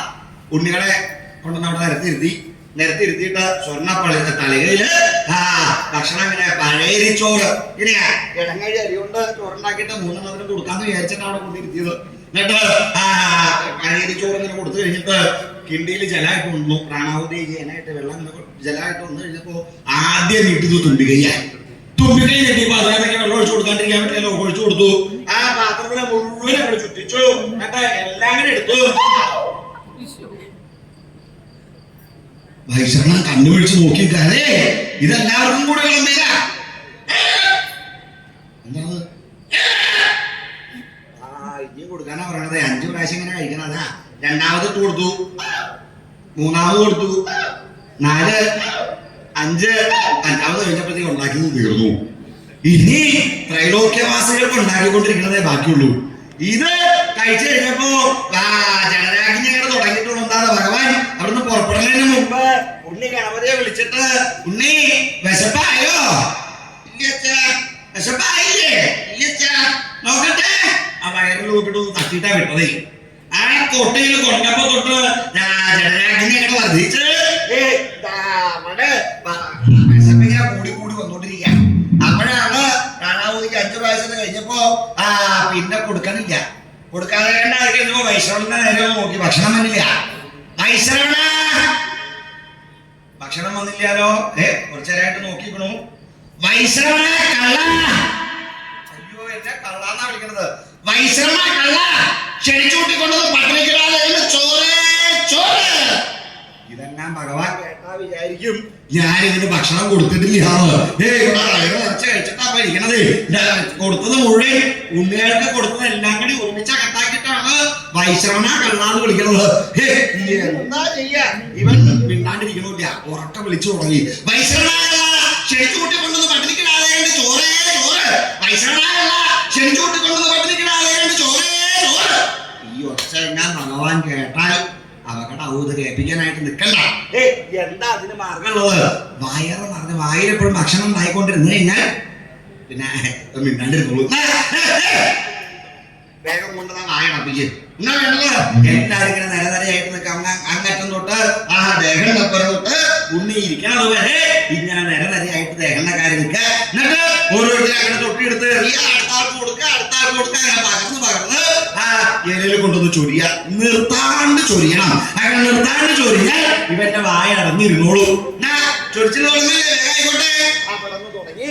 ഒരാൾക്ക് ഒരു അടുത്താൾക്ക് കൊടുക്കും. നിരനിരയായിട്ടൊന്ന് ഓരിയെടുത്ത് എറിയാൻ പറ്റിയ ആളുകളുണ്ട്. ഒരു സ്ഥിരമായിട്ടുള്ള ഏർപ്പാട്. അങ്ങനെ ഓരിട്ട് അങ്ങോട്ട് കൊടുക്കുക, അടുത്ത ആൾ എടുത്തെറിയ. അങ്ങനെ ഈ ഇടയ്ക്കുന്ന എങ്ങനെ ഒരാൾ മാറിപ്പോയി അപകടവും. വേഗം കുറയും. ഈ ഭക്ഷണം ഇങ്ങനെ വന്ന് വീഴുമ്പോ ശ്രീ മഹാഗണപതി വിളിച്ചോണ്ടിരിക്കുകയാണല്ലോ. ക്ഷണിച്ചോട്ടെ കൊണ്ടൊന്ന് പട്ടിണിക്കിടാതെ ചോറേ ചോറ്. ഇങ്ങനെ വിളിച്ചോണ്ടിരിക്കുമ്പോ ഇവിടെ കൊണ്ടും ചൊരിയുമ്പോ എടുത്തങ്ങോട്ട് കഴിക്കുമ്പോ വിളിക്കണതിനകത്ത് ചെറിയൊരു മാറ്റം വരും. ക്ഷണിച്ചുകൂട്ടിക്കേണ്ടത് പട്ടിണിക്കിടാതെ ചോറേ. എന്താണോ മാറ്റം വന്നത്? ഒരു ഇറു കുറഞ്ഞു. ചോറേ ചോറ് എന്ന് അത്ര നേരം പറഞ്ഞുകൊണ്ടിരുന്നതേ പുത്തിരിയുടെ വേഗത കൂട്ടിക്കഴിഞ്ഞാൽ ഓരോരോ അക്ഷരമായിട്ട് കുറയ്ക്കാം. അങ്ങനെ അങ്ങനത്തെ തൊട്ടില്ല. വേഗം വിളമ്പിക്കോ. വിളമ്പിന്റെ വേഗത കൂടിയപ്പോ ഓരോ അക്ഷരങ്ങളും കുറഞ്ഞു. ക്ഷണിച്ചോട്ടിക്കൊണ്ടുന്ന പട്ടിണിക്കിടാതെ കണ്ടോ. ക്ഷണിച്ചോട്ടിക്കൊണ്ടുന്ന പട്ടിണിക്കിടാതെ കണ്ടോ.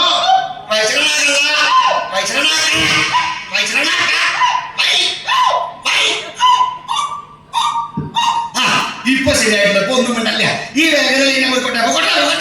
അങ്ങനെ ഇട്ട് കൊടുത്തോണ്ടിരുന്നപ്പോ വിളമ്പി ത്രൈലോക്യവാസികൾക്ക് ഉണ്ടാക്കി വെച്ച ഭക്ഷണം മുഴുവൻ തീരാറായി എന്നല്ല, ഏകദേശം തീർന്നു. അവിടെ നിന്ന് ഇങ്ങനെ വരാനില്ല. ഇടയ്ക്ക് വിളമ്പാൻ നിൽക്കുന്ന ആളുകള് മടുത്തു. വിളമ്പി മടുത്ത് തൊട്ടിയും മട്ടിയൊക്കെ അവിടെ എറിഞ്ഞ് ഇനി എനിക്ക് ഇവിടെ വിളമ്പാൻ വയ്യാന്ന് പറഞ്ഞങ്ങോട്ട് പോയി കഴിഞ്ഞപ്പോൾ എന്നുള്ള വിളിയും കൂടി ക്ഷണിച്ചു കൂട്ടി ക്ഷണിച്ചു കൂട്ടിക്കൊണ്ടുവരിക ക്ഷണിച്ചു കൂട്ടിക്കൊണ്ടുവന്നില്ല ക്ഷണിച്ചു കൂട്ടിക്കൊണ്ടു പട്ടിണി ക്ഷണിച്ചു കൂട്ടിക്കൊണ്ടു ക്ഷണിച്ചു കൂട്ടിക്കൊണ്ടു പട്ടിണിക്കാതെ ചോറ് ആദ്യം തുടങ്ങി പോലെ. ആഹാ, ഇത് കേട്ടപ്പോ അതൊക്കെ അവിടെ ഇട്ട് വിളമ്പിക്കൊണ്ട് എന്ന ആൾക്കാരൊക്കെ അതേ പോന്നു. ഇത് വിളമ്പനുമില്ല, ഒന്നുമില്ല. ഇത് വിളമ്പാൻ നിൽക്കുന്നില്ല, പോവാ. എല്ലാവരും കഴിഞ്ഞപ്പോ ആദ്യം തുടങ്ങിയതുപോലെ വൈശ്രവണാകള ക്ഷണിച്ചു കൂട്ടിക്കൊണ്ടു പട്ടിണിക്കിടാതെ കണ്ട ചോറ് വിളിച്ചു പറഞ്ഞുകൊണ്ടിരിക്കുക. ഇത് കുറെ നേരം കേട്ട് കഴിഞ്ഞപ്പോ ഭക്ഷണം വരാതെ കണ്ടായി കഴിഞ്ഞപ്പോ വൈശ്രവണോടുള്ള ദേഷ്യം പറഞ്ഞു ചൂണ്ടിയാണ് അവർക്ക്. അവിടെ നിന്ന് അങ്ങനെ എഴുന്നേറ്റു. കൊണ്ടോണ്ടിരുന്നിടത്തുനിന്ന് അങ്ങോട്ട് എഴുന്നേറ്റ് നോക്കി കഴിഞ്ഞപ്പോ എന്താ കിടക്കുന്നു തൊട്ടി നോക്കിയപ്പോ അടുത്ത പാത്രം അതും വിഴുങ്ങി. ഇങ്ങനെ ഓരോന്ന് വിഴുങ്ങി ചെന്ന് കഴിഞ്ഞപ്പോ വലിയ നെടുമ്പലെത്തി. അവിടെ നോക്കി കഴിഞ്ഞപ്പോ കലവറയാ. ഭക്ഷണ പാത്രങ്ങൾ വേറെ ഒന്നുമില്ല, ഭക്ഷണമൊക്കെ തീർന്നു. ഇനി കുറെ പാത്രങ്ങൾ ബാക്കിയുണ്ട്. കണ്ട പാത്രങ്ങൾ മുഴുവൻ എടുത്തങ്ങനെ വിഴുങ്ങാൻ തുടങ്ങി.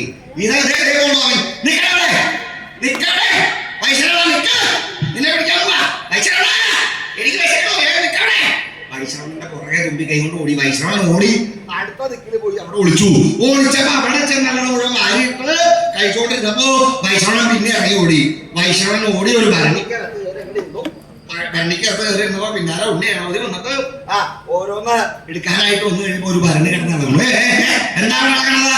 അതിൻ്റെ ഉള്ളിൽ ഒരാളെന്നില്ലേ അവനെ പിടിക്കാനായിട്ട് നോക്കിയപ്പോ ഇറങ്ങി ഓടി. ഭഗവാനേ രക്ഷിക്കണേ, വല്യുണ്ണി എന്നെ കൊല്ലാൻ പറഞ്ഞേ, വല്യുണ്ണി എന്നെ വിഴുകാൻ പറഞ്ഞേ, വല്യുണ്ണി എന്നെ തിരുവട്ടിയിലാക്കുവേ, എന്നെ രക്ഷിക്കണേ എന്ന് പറഞ്ഞ് ഭഗവാന്റെ പാലാരവിന്ദങ്ങൾ വെച്ച് അങ്ങോട്ട് വീണു. അത് കണ്ടപ്പോ നല്ല വയസ്സാണ്. എന്താ ഉണ്ടായേ? വല്യുണ്ണി എന്നെ വിഴുങ്ങാമല്ലോ, വല്യുണ്ണി വിഴുങ്ങാൻ മതി. എന്താ ഉണ്ടായത് നോക്കിയപ്പോ ശ്രീ മഹാഗണപതി കുറെ ഉണ്ട്. ഉണ്ണി നിർത്താൻ അച്ഛാ വൈശ്രവണേ കള്ളൻ എന്താ കള്ളനോ? എന്നെ ക്ഷണിച്ചു കൊണ്ടുകൊണ്ടുവന്നിട്ട് പട്ടിണിക്കിട്ട് ചോറ് തന്നില്ല. എന്താ വൈശ്രവണ ഉണ്ണികൾക്ക് ഭക്ഷണം കൊടുക്കാന്ന് പറഞ്ഞ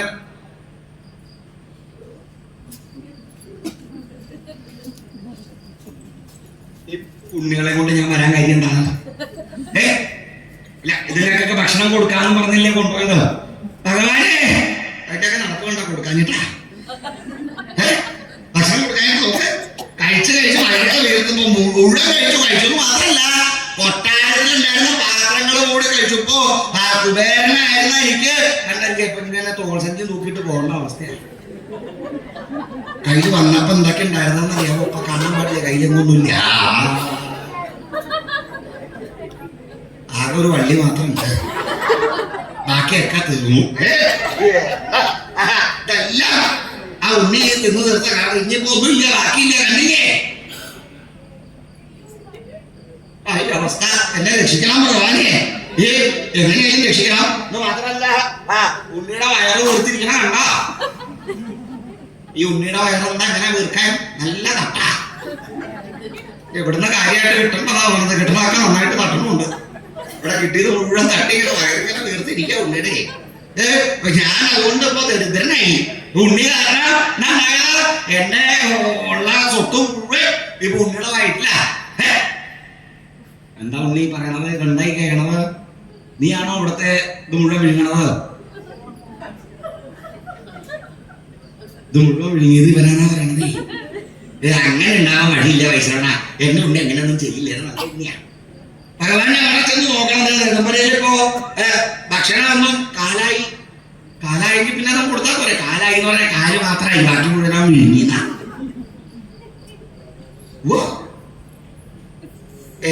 അവന്റെ വയറ് കണ്ടിട്ട് എനിക്ക് അങ്ങനെ തോന്നാതെ മുഴുവൻ വിഴുകാനും വഴി. ഭഗവാൻ നോക്കണം, ഞാനിപ്പോ ദരിദ്രനായി.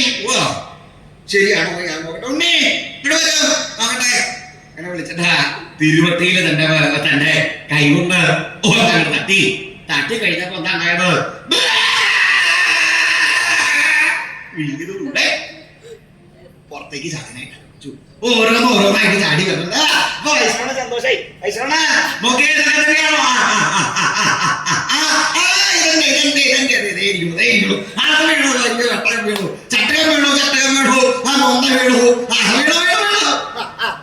എല്ലായോ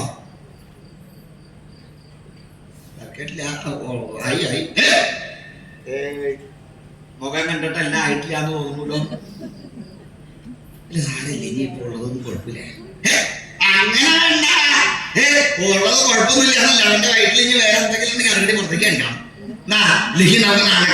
ഞാനേ കൊട്ടാരത്തിൽ നിന്ന് വന്നിട്ട് ഇവിടെ കൊട്ടാരത്തിൽ വന്നിട്ട് എന്റെ ഉണ്ണി ഇവിടെ അവരൊക്കെ വിഴുങ്ങിക്കൊണ്ട് പോയി എന്ന് ഇങ്ങനെ ആളുകൾ പറയില്ലേ, അങ്ങനെയാണോ കൊടുക്കണ്ട. ഉണ്ണി നോക്കട്ടെ, ഇനി എന്തെങ്കിലും ഉണ്ടോ? അങ്ങനെ നോക്കൂ. വയറ്റില് പൊട്ടി കഴിഞ്ഞപ്പോ ഒരു വക്ക് ചളങ്ങിയൊരു മൊന്ത, ചളങ്ങിയതായിട്ടൊരു മൊന്തിയ. ഇതാണോ വൈഷ്ണവ ബാക്കിയുള്ളത്? ഇത് കണ്ടപ്പോ ഈ വൈഷ്ണവന്റെ കണക്ക് ബോധ്യപ്പെട്ടപ്പോ ഭഗവാൻ ഉണ്ടായിരുന്ന ദേഷ്യം നമ്മൾ ശമിച്ചു. ഇത്ര നേരം ദേഷ്യം അഹങ്കാരം കൊണ്ടാണല്ലോ എന്റെ ഉണ്ണിക്ക് വയറ് നിറച്ച് കൊടുക്കാന്ന് പറഞ്ഞത്. എന്റെ അഹങ്കാരം ശ്രമിക്കാൻ വേണ്ടിയിട്ടാണ് ഉണ്ണി അങ്ങനെ പറഞ്ഞു വിടുന്നുണ്ടായിരുന്നാലും ഇത്രയധികം സ്വത്തുക്കളുടെ ഇടയിലും ചളങ്ങിയ ഒരു മൊന്തയുടെ കണക്ക് വരെ സൂക്ഷിക്കുന്ന വൈഷ്ണവന പിന്നെ സമ്മതിക്കണം. എന്നാ ഇങ്ങനെയുള്ളവരുടെ ഉള്ളില് കയ്യിലെ ലക്ഷ്മി വസിക്കൂ.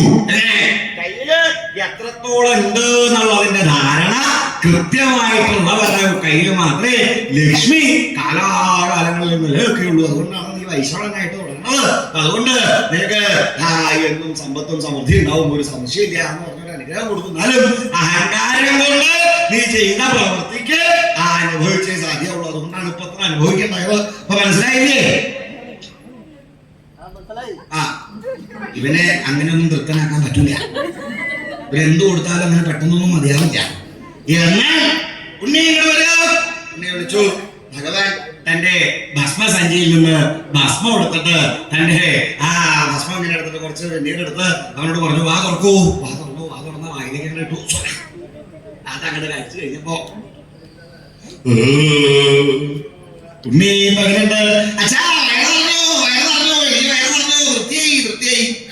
ഇത് വൈശാഖം കണ്ടു.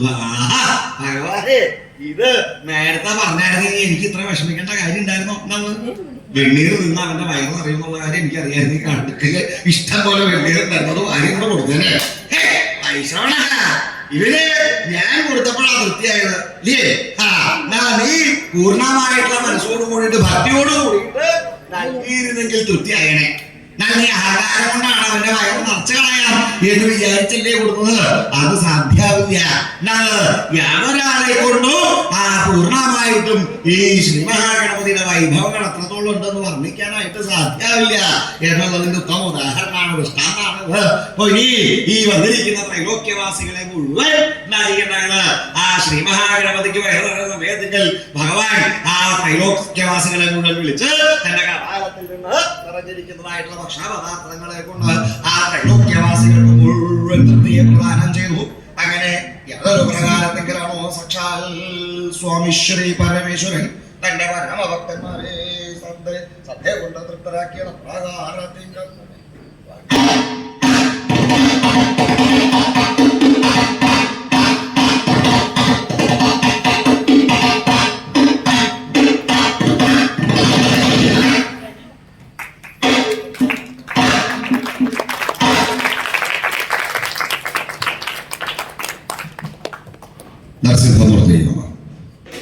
ഇത്രയും നേരം എന്നോടൊപ്പം സഹകരിച്ച നിങ്ങൾക്ക് എവർക്കും എൻ്റെ ഹൃദയം നിറഞ്ഞ നന്ദി രേഖപ്പെടുത്തുന്നതിനോടൊപ്പം തന്നെ ഇന്ന് ചാക്യാർകൂത്ത് അവതരിപ്പിക്കാൻ ഇവിടെ അവസരമൊരുക്കിയെത്തുന്ന ഉത്സവാഘോഷ കമ്മിറ്റിക്ക് എൻ്റെ ഹൃദയംഗമായ നന്ദി രേഖപ്പെടുത്തുന്നു. കൂടാതെ ചാക്യാർകൂത്തിനെ കുറിച്ച് 2 വാചകങ്ങൾ കൂടി കൂട്ടിച്ചേർക്കാൻ ഞാൻ ഈ അവസരം വിനിയോഗിക്കുകയാണ്. ഇന്നിപ്പോ പ്രകൃതിയുടെ ക്ഷോഭം കൊണ്ട് വളരെ ചുരുങ്ങിയ രീതിയിൽ നമുക്ക് ഈ കൂത്ത് നടത്തി പോകേണ്ടി വന്നുവെങ്കിലും ഇത്രയും നേരം കുറച്ചുപേരെങ്കിലും ഇവിടെ സഹകരിച്ചതിൽ വളരെയധികം സന്തോഷം.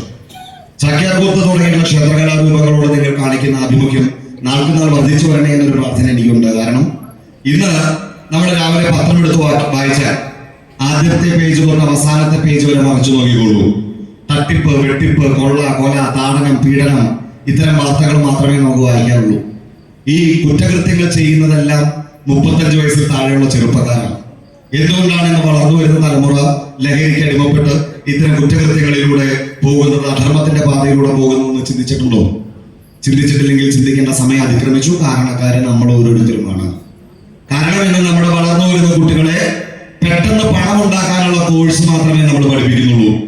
ജീവിത മൂല്യത്തെ കുറിച്ച് പഠിപ്പിക്കുന്നില്ല. ഈ ജീവിത മൂല്യത്തെ കുറിച്ച് പഠിപ്പിക്കാത്തത് കൊണ്ടാണ് വഴിയിൽ വണ്ടി ഇടിച്ച് കിടക്കുന്ന ഒരു വയോധികനെ കണ്ട കൂടെ നിന്ന് സെൽഫി എടുക്കും ചെറുപ്പക്കാര്. പക്ഷെ അയാളെ ഒരു ആശുപത്രിയിൽ എത്തിക്കാനുള്ള മനോഭാവം പലരും കാണിക്കാറില്ല. എന്തുകൊണ്ടാണ്? ജീവിത മൂല്യത്തെ കുറിച്ചുള്ള ബോധമില്ല. ഈ ബോധം നമ്മുടെ ഉള്ളിലുണ്ടാകുന്നതിന് വേണ്ടിയിട്ടാണ് ആചാര്യന്മാര് പുരാണങ്ങളും ഉപനിഷത്തുകളും വേദങ്ങളും ഇതിഹാസങ്ങളും ഒക്കെ നമുക്ക് നൽകിയത്.